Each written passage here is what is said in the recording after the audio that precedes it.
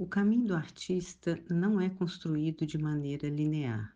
Ele tem muitos atalhos, muitas curvas, muitos encontros inesperados. Passamos muitas vezes por períodos com interesses diversos, que convivem entre si e que vão nos formando e nos apontando onde de fato nos interessa estar. Antes de falar sobre a minha pintura, vou retroceder um pouco no tempo para falar de duas fases que antecederam a pintura a óleo. Porque hoje, quando penso no meu processo criativo de forma mais extensa, porque é assim o fazer artístico, estamos sempre nesse lugar de reflexão, eu consigo traçar um fio condutor que me levou ao meu trabalho atual. Eu sempre gostei muito de fotografia, então, ao longo dos anos, construí um arquivo de imagens que me interessava, para que mais tarde eu sabia iria utilizá-las para algum trabalho. Entre 2009 e 2010, eu selecionei uma série de fotografias de paisagem, que sempre foi o gênero explorado nos meus trabalhos, sempre foi o fio condutor desse arquivo pessoal, e comecei a experimentar intervenções feitas com colagem, usando uma película vinílica colorida sobre essas imagens. Eu me apropriava de uma imagem pré-existente e intervia manualmente com o objetivo de promover alguma transformação que ampliasse as possibilidades de compreensão daquela imagem. Eu entendo que entre o que os olhos conseguem ver e captar e o nosso pensamento, existe um espaço de criação, um lugar de geração de ideias, porque se o nosso pensamento tivesse o ajuste perfeito dos nossos olhos, a capacidade de criar estaria comprometida e o mundo seria uma verdade absoluta. Criei então essas paisagens inventadas. Dei nome à série de paisagens possíveis, que deixavam de ser simplesmente fotografias de paisagem para se tornarem objetos de investigação poética através da colagem, como se fosse uma pintura sem tintas e pincéis, que ora eu cobri um elemento que já existia na fotografia, com esse vinil colorido, ora eu criava um novo elemento sobre aquela paisagem já existente.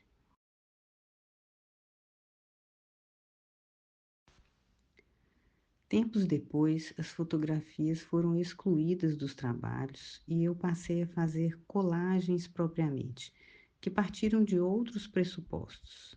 A essa série de desenhos colagem eu chamei de a invenção da paisagem.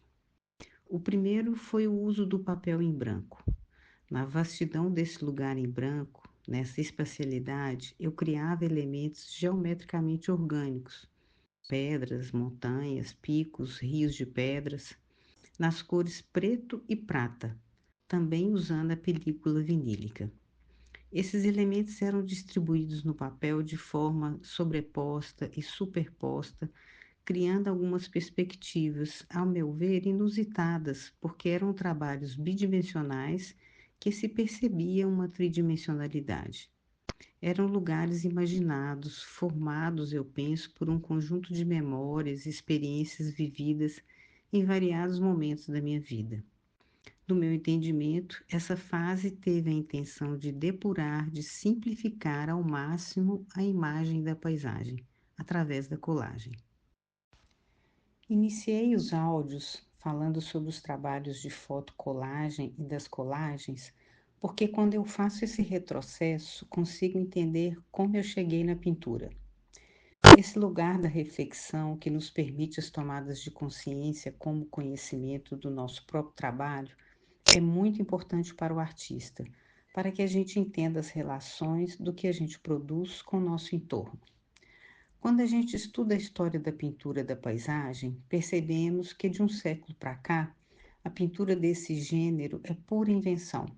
A representação fiel da realidade deixou de certa forma de existir, implicando em profundas mudanças de suas normas, regras, preceitos e tradições. Por exemplo, a perspectiva utilizada pode ser uma perspectiva distorcida. As formas dos elementos não necessariamente são formas realistas. Os fenômenos da natureza não ditam mais a forma de pintar. As cores dos elementos da pintura não são as cores reais, Um céu pode ser preto, verde, amarelo, uma montanha pode ser laranja, uma pedra rosa. A pintura antes realista foi dando lugar a uma desconstrução dos processos tradicionais de pintura desse gênero, abrindo espaço para novas discussões e liberdade para experimentar novas possibilidades. Penso que a minha pintura acontece nesse espaço de novas possibilidades. Eu parto de uma imagem pretexto que vai se transformando ao longo do processo de criação. A pintura me trouxe uma experiência que eu ainda não havia experimentado, um constante diálogo entre o artista e a obra. O trabalho vai me dizendo o que fazer, eu aprendo com ele e, ao mesmo tempo, ensino a obra a acontecer, devolvendo o que me foi ensinado de forma processada. Como se o Criador e a criatura conversassem o tempo todo. A gente aprende pintando. A essa série dei o nome de Paisagens de Segunda Natureza. Um componente muito importante que a pintura trouxe para o meu trabalho foi a introdução das cores, das massas de cores. São elas que dão vida à minha pintura. Eu gosto de preparar as tintas, de misturá-las, ir criando nuances e vou colocando num caderno essas misturas, ou seja, essas receitas, anotando quais cores utilizei até chegar em uma cor final. Quando eu quero novamente utilizar aquela cor, é só ir ao caderno e consultar. Isso facilita muito o trabalho. Quando uso as cores puras, elas entram de maneira muito pontual. Percebo que quando coloco uma cor num determinado elemento, vou gerar uma tensão entre essa cor e a outra que já existe. Por exemplo, uma cor de fundo. A pintura me diz se entre essa cor e a outra já existente ali houve uma harmonia, se aconteceu um bom ajuste, se uma ajudou a outra, se criaram acomodações entre si, quais são as relações de subordinação, concordância e ordem entre elas. Tudo isso vai se resolvendo no processo da pintura, dentro da própria tela. Essa experiência vai te dizendo o que fazer, onde mudar, o que alterar, o que mover de lugar, ou seja, a gente aprende pintando.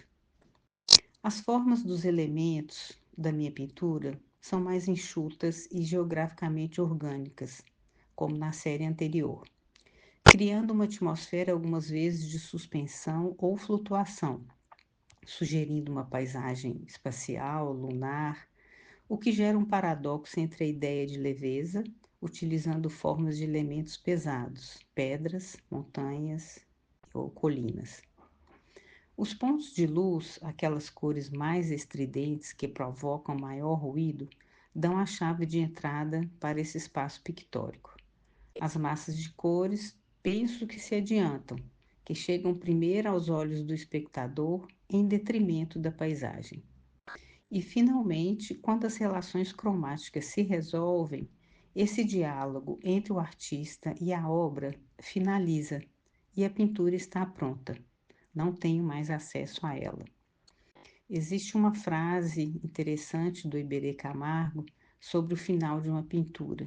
Ele diz assim: quando termino um quadro e fico dando voltas ao redor dele sem conseguir encontrar mais a porta de entrada, ela está pronta. Ela tem vida própria.